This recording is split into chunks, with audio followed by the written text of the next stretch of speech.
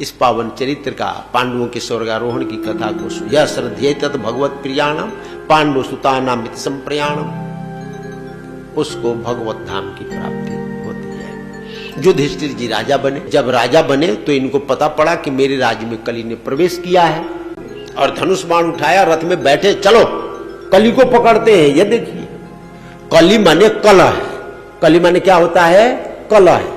कलह को पकड़ने के लिए मेरे राज्य में कलह ने कैसे प्रवेश किया, यानी युधिष्ठिर और परीक्षित के समय में सब लोग सात्विक वृत्ति के थे, लेकिन उस समय भी कलंकित तो थे। महाभारत युद्ध तभी तो हुआ, कलह तब भी हुआ। वो कली को पकड़ने के लिए चले, कली को पकड़ने के लिए चले तो आगे देखे तत्रा गो मिथुनम राजा हन्यम माना मनाथव।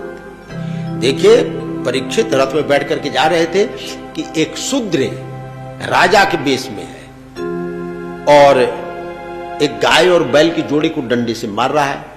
तो परीक्षित जी ने तलवार निकाल ली कि मैं तेरा वध करूंगा। कौन है रे तू? और वो तो आकर के चरणों में भयभीत होकर के पड़ गया, महाराज मैं कली हूं, क्या कर रहा है? गाय बैल को मार रहा है, चल मेरे राज से निकल। कली है तुम अधर्म बंधु, तुम अधर्म के बंधु, मेरे राज से जाओ, चलो चलो चलो। किसको? कहा कि महाराज कहां जाएं, आप तो चक्रवर्ती सम्राट हैं, पूरे देश दुनिया में आपका ही राज है, अब आप ही बताइए मैं कहां जाऊं। कह ठीक है, हम 4 जगह बताते हैं, वहीं पर आना, आगे इधर उधर मत जाना। कह के बताइए महाराज। दूतम पानम स्त्रिय सूना यत्रा धर्मश्च चतुर्विध, 4 जगह। कहां कहां महाराज? जहां जुआ होती हो वहां पर रहो। ठीक है? ठीक है महाराज। जहां पर मदिरा शराब पीते हैं लोग वहां पर रहो। ठीक है महाराज। जहां वैश्यावृत्ति होती है वैश्यालय में रहो। ठीक है महाराज। जहां जीवों की हत्या होती हो, वध होता हो, कसाई घर, कसाई घर, कसाई घर में रहो। कली ने कहा कि महाराज ये तो सब निंदित जगह है, कोई बढ़िया आपने दिया ही नहीं, कोई बढ़िया दीजिए। कहे ठीक है। पुनश्याच मानाया जाता रूपम मदात प्रभु। ठीक है, सोने में रहो। कहे कि हाँ महाराज। अब 5 जगह मिल गया, ठीक ठाक है। अब परीक्षित जी लौट करके अपने घर आए। अब एक दिन शिकार खेलने के लिए एकदा धनुर्दम्य बीचरन मृग्याम बने मृगानुगत श्रांत क्षुधित स्त्री सितो प्रसम। शिकार खेलने के लिए गए तो राजा लोग हैं, सेना साथ में, रथ साथ में, घोड़ा साथ में, और सोना की मुकुट वगैरह तो सब पहन के जाते ही है। अब कली ने क्या किया कि सोने में बैठकर राजा परीक्षित के बुद्धि को ही फेर दिया। और गए तो शिकार खेलने के लिए और पहुंच गए एक ऋषि के आश्रम में, कुटिया में। अब ऋषि समाधि में बैठे थे। अब भूख प्यास और लग गई। अब घर से बढ़िया भोजन वगैरह करके आए थे, लेकिन कली ने बुद्धि को फेर दिया तो भूख भी लगी और प्यास भी लगी। अब ऋषि के कुटिया में पहुंच करके कहे कि भाई भोजन कराओ, पानी पिलाओ।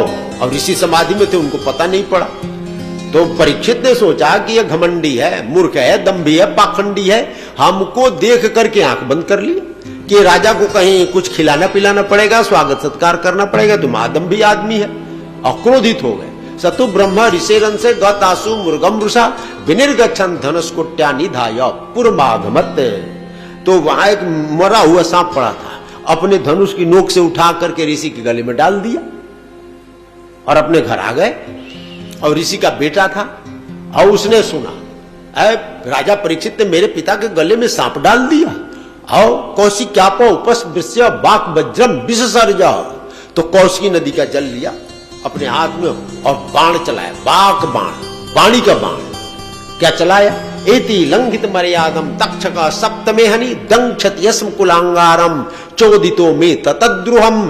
जिस कुलांगार राजा परीक्षित ने मेरे पिता के गले में सर्प डाला है, उसको आज के 7वें दिन मेरी प्रेरणा से तक्षक नाग डसेगा और उसकी मृत्यु हो जाएगी। सांप देकर के दौड़ा दौड़ा आया पिताजी के पास में और रोने लगा। सांप को देख करके पिताजी जगे समाधि से और कहे कि बेटा क्यों रो रहा है? कहे कि पहले आपके गले में क्या पड़ा है जरा देखिए। तो जो देखा तो सांप है, नीचे फेंका, मरा हुआ सांप। कहे कि अब बोल भाई रो क्यों रहा है? कहे कि राजा परीक्षित ने आपके गले में सांप डाल दिया। फिर क्या हो गया? कोई बात नहीं। अरे मैंने तो सांप दे दिया। क्या? कि आज के 7वें दिन तुम मरोगे। तक्षक नाग के डर कहे कि बेटा तुमने तो एक गलत काम किया है, कहे कि जाओ अब राजा को सूचना दो कि आप केवल 7 ही दिन है। तो बालक ने जाकर राजा को सूचना दी कि बस आपकी आयु अब 7 दिन है।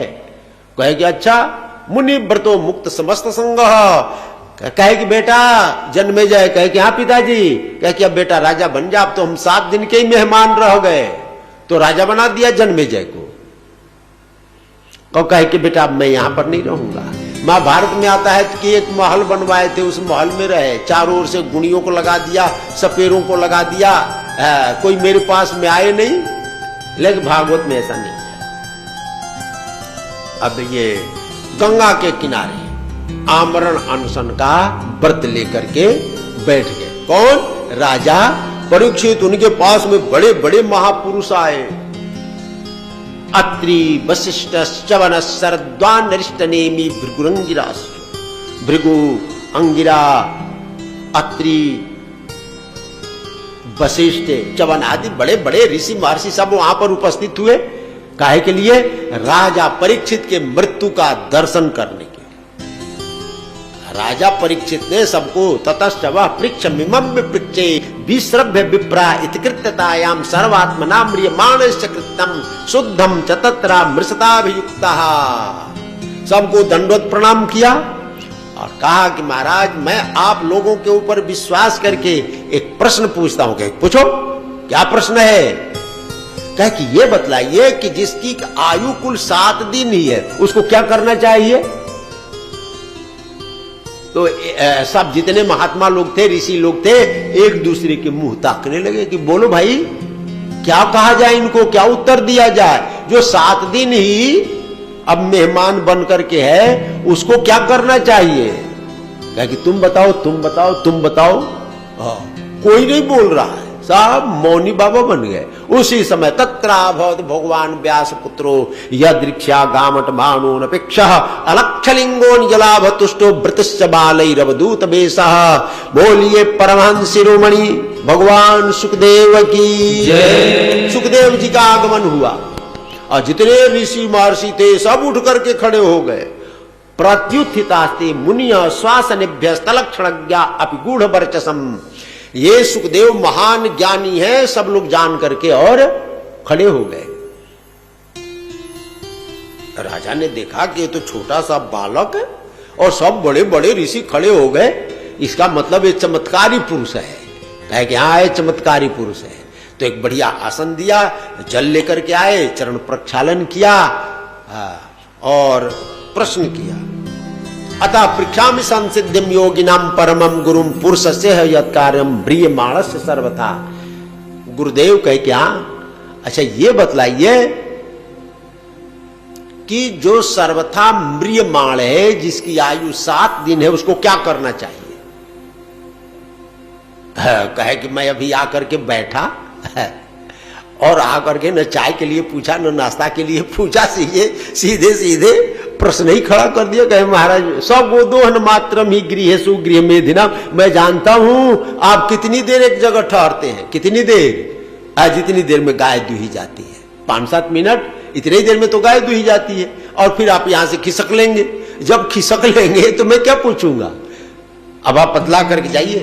कहे कि इसके लिए तो मुझे 7 दिन यहां रुकना पड़ेगा। भाई ये तुम्हारा जो प्रश्न है ये 1 दिन का प्रश्न है।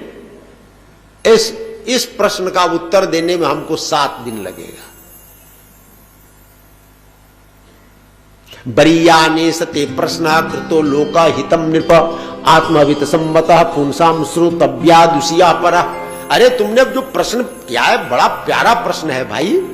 कहे कि महाराज जितने ऋषि महर्षि थे तो सब मौन हो गए, यही प्रश्न हम पूछे थे।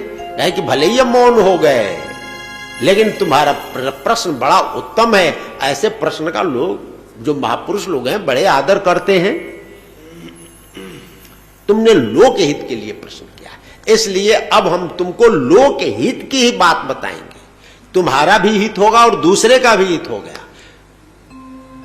हम जो अब तुमको सुनाने जा रहे हैं उससे तुम्हारा भी कल्याण होगा और दूसरे का भी होगा। वो क्या है महाराज?